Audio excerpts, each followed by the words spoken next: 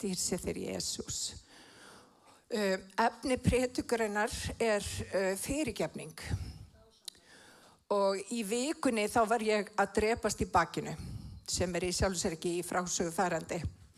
Ég fæ reglulega svona tak í bakið, sem gerir það verkum að ég get ekki gert ákveðna hluti, ég þarf að hlífa mér við alls konar, þegar ég fyrir ræktina þá þarf ég að passa mig, og þetta kemur mjög reglulega og ég veit hvað svarið er.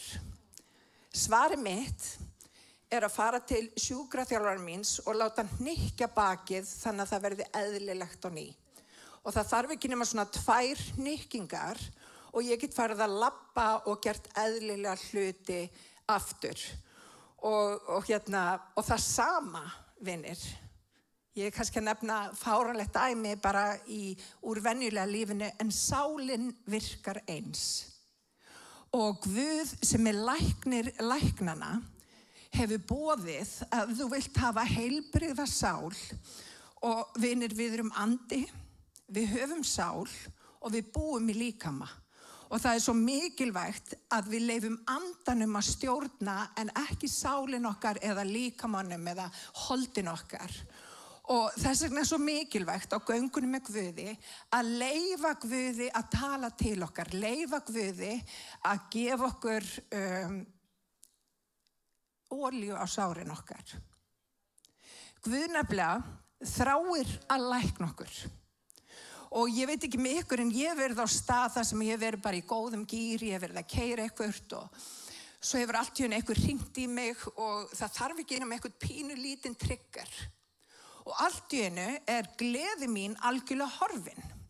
Út af því að það eitthvað trigger í umhverfi mínum sem gerir það verkum að ég að upplifa jafnvel kvíða, ég jafnvel að upplifa hræðslu, ég jafnvel að upplifa vanlíðana tilfinningu eða eitthvað slíkt. Og vinir, þessi triggerar sýna okkur að það ekki allt með feldu í sálarlífinu okkar. Þetta að Guði gefið til þess að við getum komið með hlutina fram fyrir Drottinn, til þess að gefa honum það sem amar að okkur. Guð elskar okkur. Guð vill að okkur vegni vel á göngunum með sér. Hann vill að þú lifir lífi sem í gnægð. Hann vill ekki að þú haltri til beggja hliða eins og maður eins og ég þegar ég með illt í bakinu og ég get ekki stundað eðlilegt líf. Guð hefur lækningu fyrir okkur. Og Guð fullkominn læknir og hann veit hvað við þurfum. Og hann kemur ekki bara sem einhver stormsveipur inn í líf okkar og lagar alla hluti í eitt skipti fyrir öll.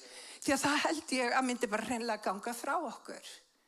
Þess vegna notar hann alls konar kringumstæður til að sýna fram á hvaða í hjart okkur sem að þarf læknis við. Og vinir, ég veit ekki með ykkur, en ég farði í gegnum lífið og það alls konar hlutir sem hafa meitt mig. Bara hreinlega meitt mig. Ég líka þannig, ég hef örugglega meitt einhverja aðra. Lífið einfaldlega þannig, það eru alls konar áskoranir. Við erum brotið fólk í brotnum heimi og það býður upp á sársauka hvers konar. En vinir, Guð vill samt að við komum með sársauka okkar fram fyrir hann, því að hann ber umhyggju fyrir okkur. Hann elskar okkur. Hann vill að við læknumst og við tökum á móti því sem að hann hefur fyrir okkur hverju sinni. Og Guð góður og hann trúfastur. Þess vegna kemur hann með kringumstæðnar til þess að sýna okkur fram á það að það eitthvað í hjart okkar sem þarfnast lagfæringar við. Og ég vil ekki vera þessi manneskja sem að hunsa það þegar Guð að pota í hjarta mitt. Ég vil leggja alla hluti fram fyrir hann því ég vil rata beinar brautir og ég vil lífa lífi sem í gnægð. Halleluja. Má ég heyra amen. Þannig að mér langar til þess að fara hérna í fyrsta ritningarstaðinn okkar sem við ætlum að byggja þessa predikun á, sem svona. Hvar þetta? Já, þetta hér. Í Efesus 4. kafla í 31. versi. Láti hvers konar beiskju, ofsa, reiði, hávaða, lastmæli, vera fjarlægt ykkur og alla mannvorsku yfirleitt. Svo kemur hérna í versi 2, verið góðvilju hvert við annað, miskunnsöm, fús til að fyrirgefa hvert öðru, eins og Guð hefur í Kristi fyrirgefið ykkur. Og við þurfum að muna það, vinir, að Guð hefur í Kristi fyrirgefið okkur. Og það sem að Guð gefur okkur, hvað sem að það eru peningar, hvað sem að það eru kærleikur, hvað sem að það kann að vera, þá vill hann ekki bara að það stöðvist hjá okkur þá að vera eins og hringrás í líf okkar. Þegar Guð fyrirgefur okkur þá eigum við að vera fús til þess að fyrirgefa öðrum. Og ef við erum ekki með þessa hringrás lifandi í lífum okkar, að þá getur hjarta okkar orðið hart. Og margir hafa farið í gegnum kringumstæður sem eru bara það erfiðar, að það er erfitt að fyrirgefa þeir. En Guð vill að við leggjum alla hluti fram fyrir hann, því hann ber umhyggju fyrir okkur. Hann elskar okkur og við þurfum að muna það, vinir, að fyrirgefningin er ekki fyrir fólkið sem hefur brotið á okkur. Fyrirgefningin er fyrir mig. Hún gerir mig frjálsa. Hún leysir mig. Hún hjálpar mér til að leggja af alla bagga í mínu lífi og rata beinar brautir. Fyrirgefningin er fyrir þig. Halleluja. Má ég heyra amen. Halleluja. Takk Jesus. Sársauki nefnilega verður að reiði. Reiði verður að biturleika. Og biturleiki, vinir, verður að hörðu hjarta. Og það sem að gerist er að harða hjarta fyrir allt í einu að stjórna því hvernig við lifum. Hún fyrir að stjórna því hvernig við komum fram við fólk. Hún fyrir að stjórna því fyrir hverja við opnum hjart okkar fyrir. Hún fyrir að stjórna því hvernig við svörum. Hún fyrir að stjórna öll í kringum okkur og allt í einu fyrir að ganga eins og ég gekk í vikunni. Við fyrir að forðast ákveðna hluti. Við hættum að gera ákveðna hluti út af þetta er bara triggerandi. Ég vil ekki hleypa neinum inn í harða hjarta mitt. Því að það myndi þýða að ég gæfi, þið vitið, fólki vald til þess að særa mig. Það er það sem að harða hjartað er. Það er biturleiki og við erum hrædd við sársauka umhverfisins. En það sem að Drottinn þráir að gera, hann þráir að gefa okkur hjarta úr holdi og blóði. Þannig að við getum tekið við orði hans. Þannig að við getum borið við ríkulegan ávöxt, 30-faldan, 60-faldan og 100-faldan. Og vinir, við sem kristi fólk, við eigum að vera fljót að fyrirgefa. Út af því að við vitum að það er kraftur í fyrirgefningunni.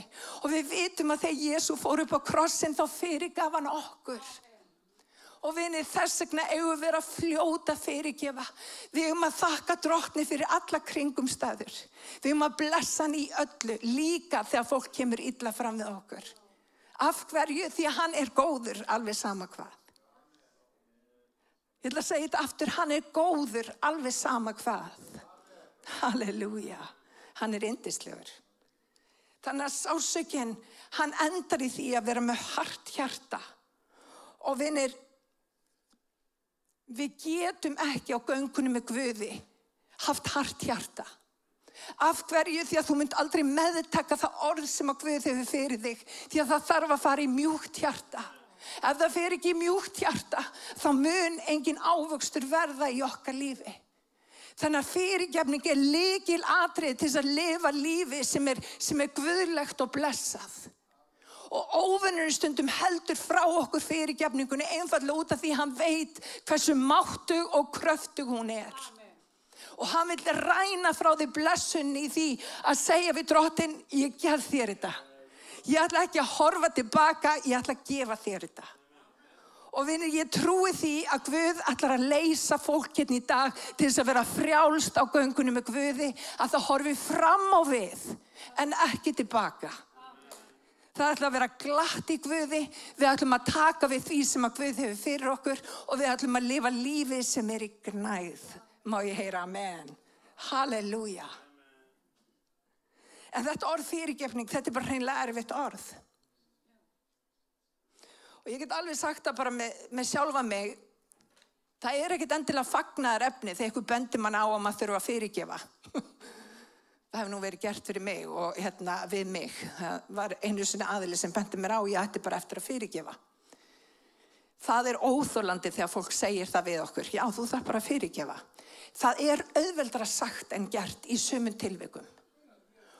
Já, það bara þannig, Guðni. Og það sem að meira þetta ferli.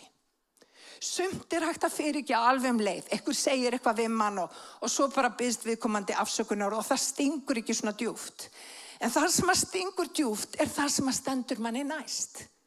Þeir sem að standa manni næst hafa í rauninni getu til að særa mann hvað mest. Þið ekki sammála? Það ekki fólki hérna úti sem að særi mann, það fólki sem að stendur manni næst. En vinir, jafnvel í þeim kringumstæðum þá vill Guð gefa okkur leið til að fara þannig að við festumst ekki í sársauka okkar. Og mér langar til þess að fara í nokkur skref sem að við þurfum að taka þegar við erum að upplifa sársauka sem búið að vera lengi í hjart okkar og hefur verið erfitt að sleppa. Og mér langar til þess að byrja á númer 1 sem ég ætla að fara í og það þetta: þú þarft að viðurkenna sársaukann. Halleluja. Þú þarft að viðurkenna sársaukann.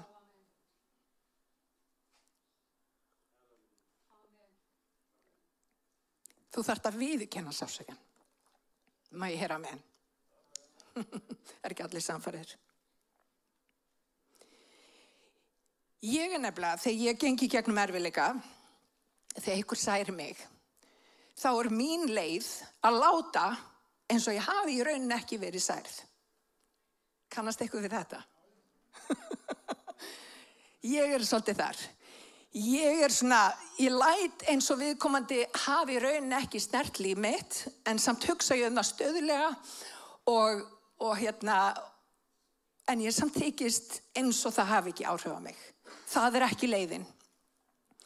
Ég finna þegar Guð að setja svona þrýsting á mig, þá vill hann að ég viðurkenni hlutina, því hvernig getur hann borið mína byrðar ef ég vill ekki einu sinni viðurkenna að ég hafi einhverja byrðar til að bera.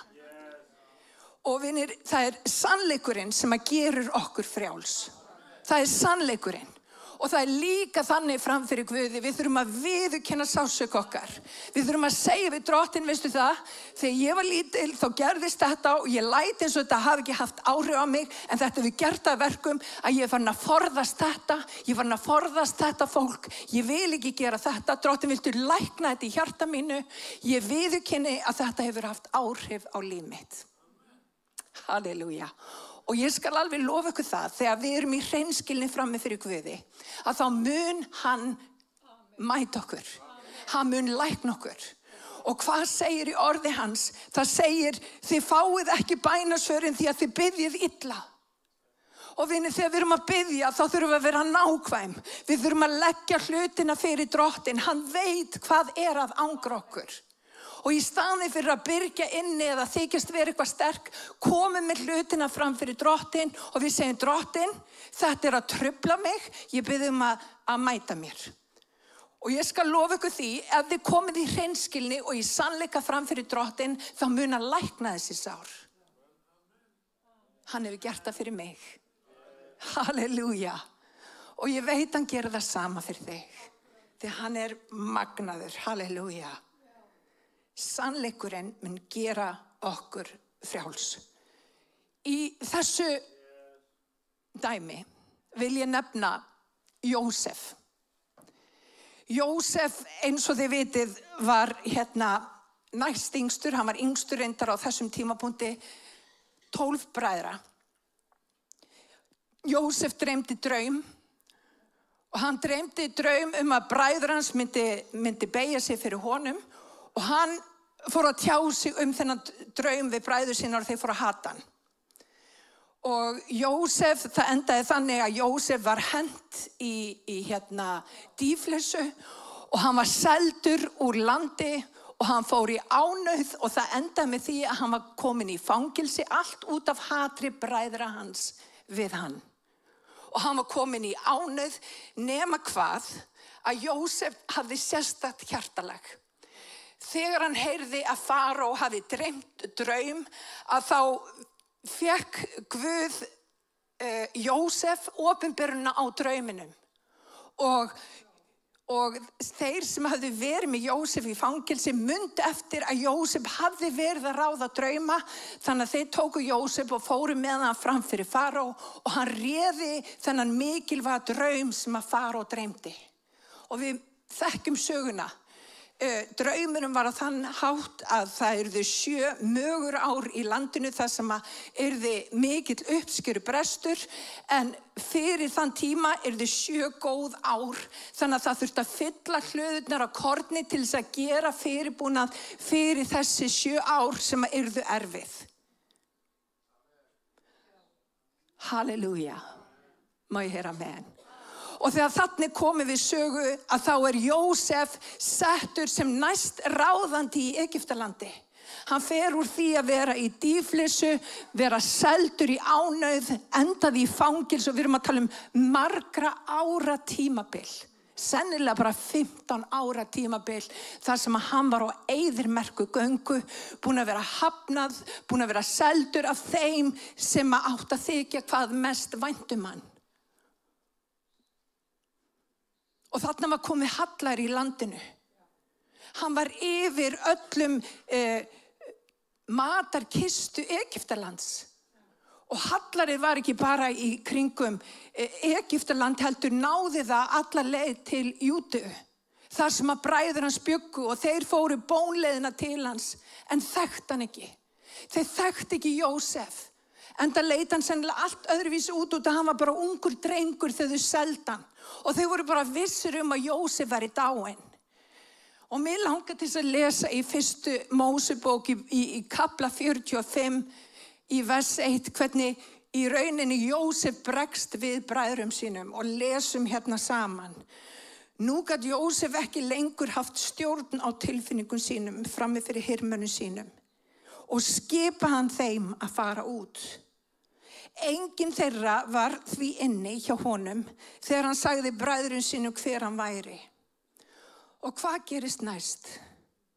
Jósef brast í grát og grét svo hátt að Egyptar heyrðu það og fréttin barst höll Faraós. Þessi stóri mikli maður,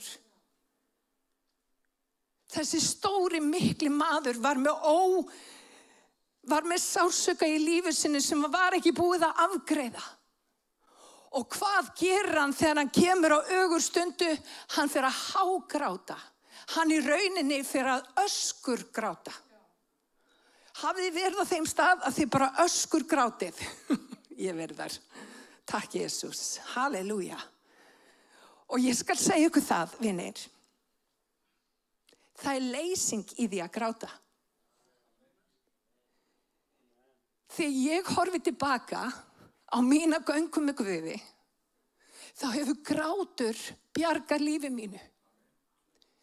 Það eitthvað sérstakt við það að gráta, vinir. Það eitthvað sem gerist við hjartað okkar þegar við leyfum Guði að eiga við það og við bara grátum frammi fyrir honum.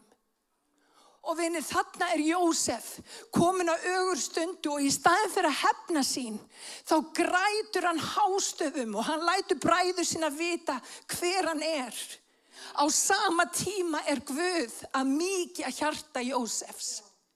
Og þegar ég horfi tilbaka, vinir, fyrir cirka 12 árum síðan, að þá gekk ég persónulega í gegnum mjög erfiða kringumstæður þar sem að ég upplifði fjölskyldu mína snúa baki við mér. Ég þurfti að taka erfiða ákvörðun. Og vitið það, leiðin sem að Guð fór með mig til þess að lækna hjarta mitt, til þess að ég geti staðið hér í dag, var grátur. Ég grét í tíma og ótíma. Ég þurfti að syrgja, ég þurfti að sleppa tökunum aftur og aftur og aftur. Og vinir, það oft talað að karlmenn eigi að gráta, en við eigum öll að gráta. Ekki láta segja ykkur það að það sé eitthvað rangt við það að gráta. Guð elskar tárin okkar. Og þegar við skoðum hetjur Biblíunar eins og til dæmis Davíð konung, þá grét hann oft frammi fyrir Guði. Og Davíð konungur var með alveg einstakt hjartalag og ég held að fólk sem fljótt að fyrirgefa fólk sem getur grátið. Vinni, við þurfum að leyfa Guði að eiga við hjartað. Við þurfum að gráta frammi fyrir Guði. Og þarna Jósef, orðinn þessi mikli maður, ennþá með sársauka í sínu lífi. Og hvað gerir hann? Hann grætur. Hann hreinskilinn við bræður sínar og hann grætur. Og hann segir við bræður sínar út af því að Guð var búinn að hafa áhrif á hjartans. Hann segir, það voru ekki þið sem að komu mér á þennan stað. Þetta var allt í vilja Guðs. Og vinir, það þarf styrk. Það þarf djörfung. Það þarf að sleppa tökunum til þess að sjá vilja Guðs í öllum svona hlutum. Halleluja. Og ég veit ekki með ykkur, en þegar ég horfi tilbaka, þá sé ég allt. Ég sé hvernig hendi Guðs var yfir öllu því sem við gerðum. Hann hefur leitt mig á annan stað og hann hefur gefið mér heilt hjarta á ný. Út að ég hef kosið að fylgja honum. Og hann vil gera það sama við þig, kæri vinur. Halleluja. Takk, Jesús. Þannig að gráta mjög gott. Látum ekki óþægilega tilfinningar og óuppgerða hluti setjast í hjarta okkar. Leifum því að koma upp á yfirborði, grátum fram fyrir Guði. Og ég að segja ykkur, allir sem að gerðu eitthvað magnað í Biblíunni, höfðu allir þetta hjartalag, voru fljótir að fyrirgefa, lögðu hlutina fram fyrir Drottinn og fengu lækningu. Og vinir, ef við ætlum að ganga inn í okkar köllun, þá getum við ekki verið það upptekin af fortíðinni að sársaukanum okkar. Að við tökum ekki eftir því sem að Guð að gera fyrir okkur í dag. Og ég bið að Guð opinberi þetta fyrir okkur. Að við séum ekki föst í fortíðinni. Að við mættum opna hug okkur fyrir því sem að Drottinn að gera í dag. Má ég heyra amen. Halleluja. Þetta gott. Halleluja. Og ég ætla bara að segja ykkur það, talandi grát. Það líður alla samkoma án þess að ég bara gráti hérna eins og smábarn. Ég bara græt alla samkomur. Ég held þetta sé gjöf frá Guði. Ég virkilega held að grátur sé gjöf frá Guði. Ég bara trúi því. Guð hefur læknað mig þegar ég hef grátið. Og ég trúi að hann vilji gera það sama fyrir þig. Leifum tárunum að flæða. Þegar sársaukinn kemur, leifum tárunum að flæða í Jesú nafni. Númer 2. Hvað þurfa að gera til þess að verða heil?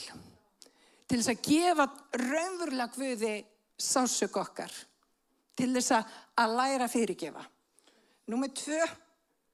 Að sleppa réttinum til þess að refsa. Þetta töff. Ég hef nú oft komið fram fyrir Drottinn og sagt, Drottinn, ég fyrirgef, en ég mun aldrei gleyma. Og ég ætla að láta viðkomandi pínu finna fyrir því. Ég ætla að gera þetta, ég ætla að vera svona fjötur fót, ég ætla sannarlega að láta hann finna fyrir því, hann einhvern tíma steig á mína tær. En vinir, samkvæmt Biblíunni, þá að gefa Drottni heimild til þess að taka það vald af okkur og gefa Drottni valdið. Því að hann veit hvað við þurfum. Og þetta erfitt. Ég bara viðurkenni það. Og hérna vil ég nefna sérstaklega hjónabandið.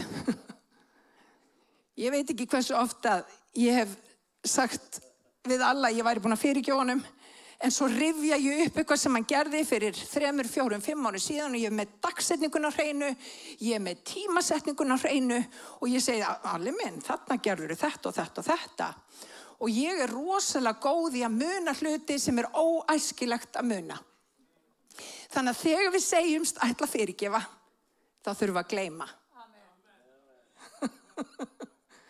Alli bara, já, þú þarft að gleyma. Það nefnilega málið með mig, þú veist, Alli í rauninni ætti að vera með miklu meira að skrifa niður, vera með miklu meira á hreinu og það ég gerir meira það sem rangt í hjónabandinu heldur en Alli. En allir fljótur að gleyma því sem ég ger ránt. En ég minna hann á hvað hann gerði ránt. Og vinir, þegar við erum í hjónabandi og við erum alltaf að refsa maka okkar fyrir það sem hann gerði, þá verður hjónabandið ekki heilbrigt og þú getur ekki gengið í takt. Þetta gildir sérstaklega við svona náin samskipti. Ég þarf að gera eins og drottinn Jesús Kristur, hann hendir syndinni og hann gleymir henni. Og þegar allir gerir eitthvað eða ekki sammála mér eitthvað tíman, að þá þarf ég að gleyma því. Í Jesú nafni, biðji ég fyrir mér. Halleluja, ég þarf að gleyma því.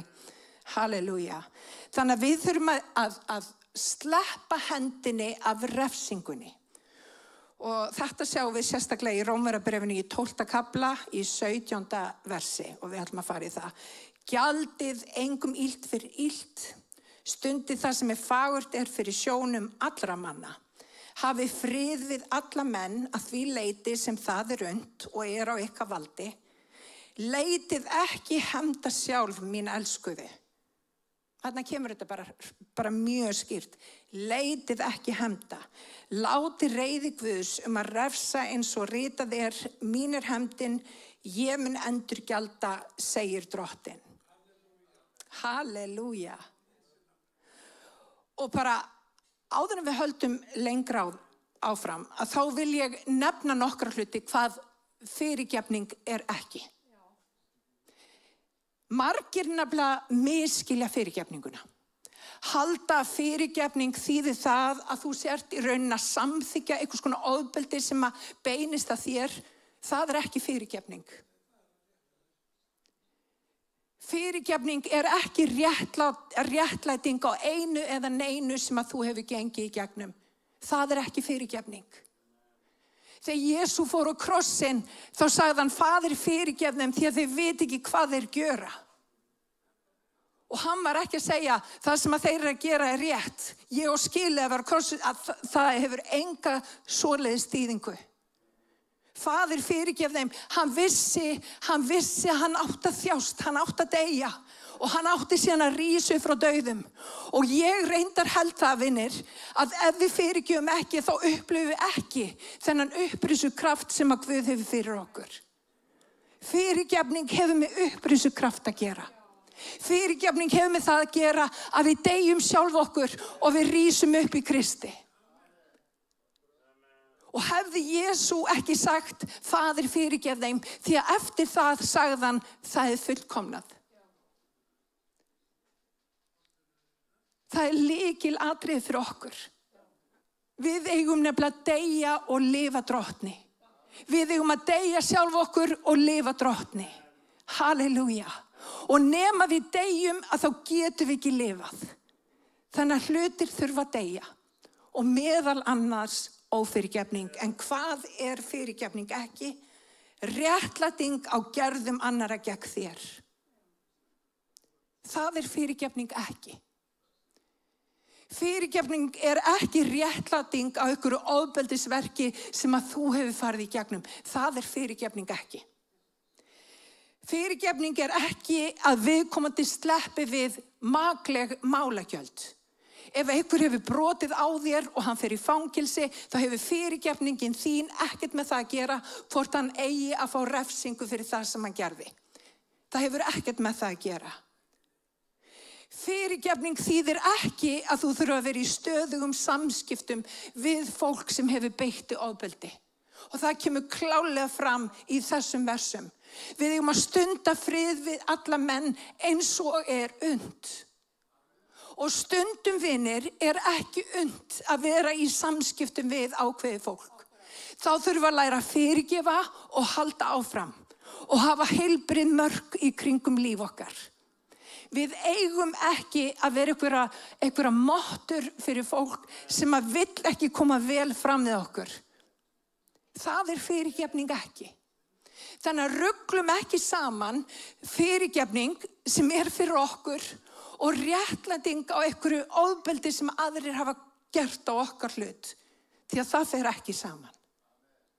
Halleluja. Fyrirgefning þýðir ekki að þú þurfa að deila lífi með viðkomandi. Og eins og ég segi, mjög margir misskilja fyrirgefninguna. Haldi þetta sé einhvers konar réttlæting, haldandi það að þú þurfir að vera í samskipt við þann sem hefur kannski brotið á þér. Fyrirgefning hefur ekkert með það að gera. Fyrirgefning leysir þig úr fangelsi vondra tilfinninga.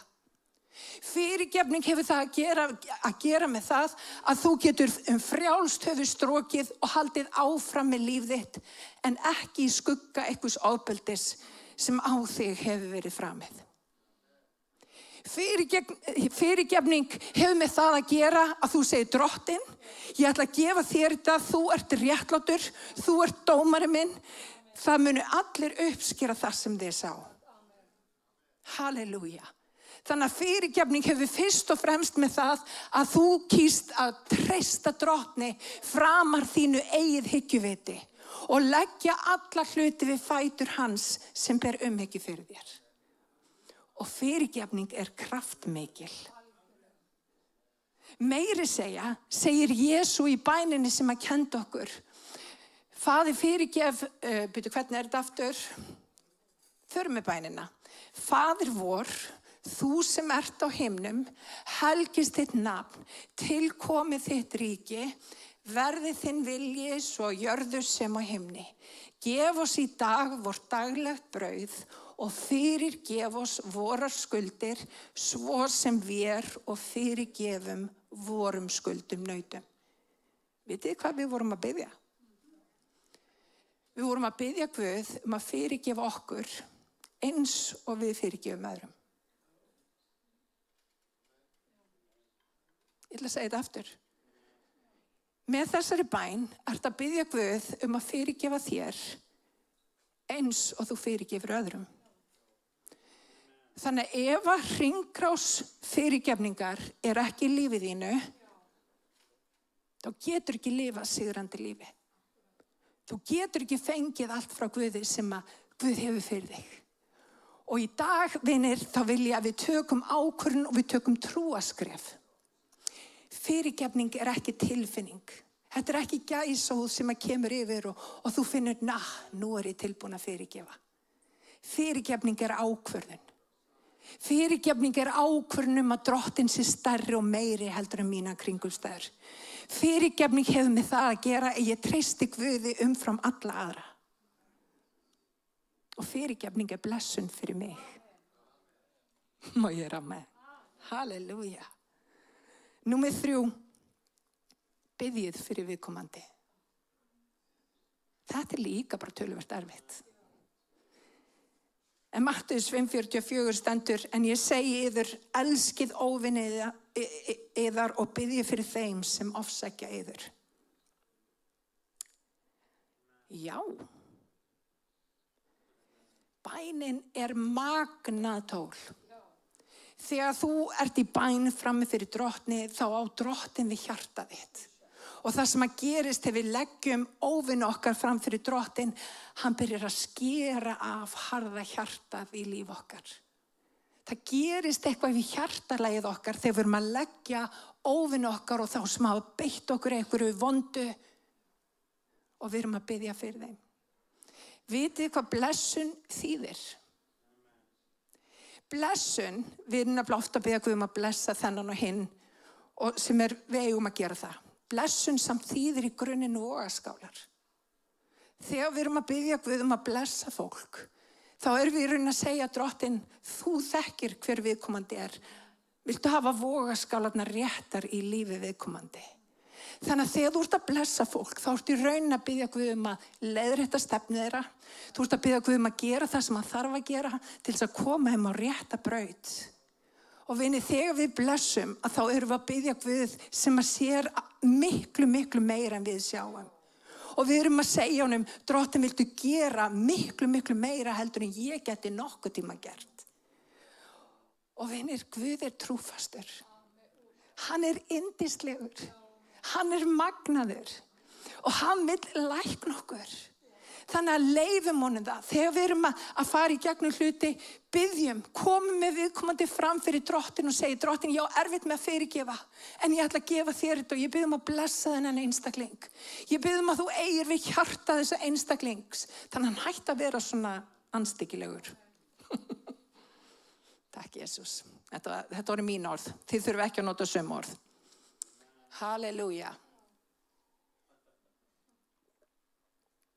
Þannig í Jesú nafni biðjum fyrir viðkomandi. Biðjum að Guð eigi við hjarta viðkomandi. Ég ætla að fara hérna að lokum í Títus 3:9.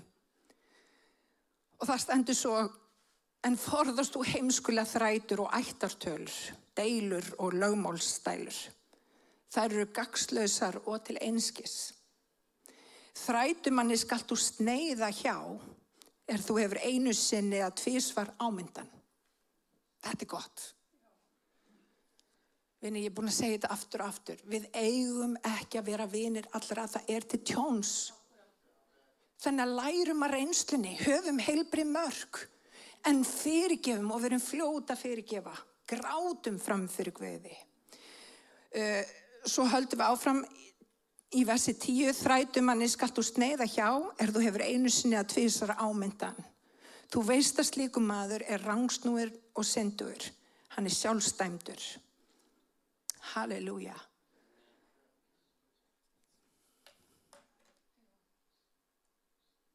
Þannig að leyfum Guð að vinna. Leyfum Guði að setja í hringinn okkar og í kringum okkur gott fólk. Þegar við landum í erfiðleikum eða særundum, verum fljót að biðja Guð að hjálpa okkur að fyrirgefa. Tökum ákvörðun að fyrirgefa. Það sem að mér langar til þess að leggja alveg gríðarlega áherslu á í dag, leyfum Guði að eiga við hjart okkar. Leyfum Guði að eiga við hjart okkar. Rísum að fætur.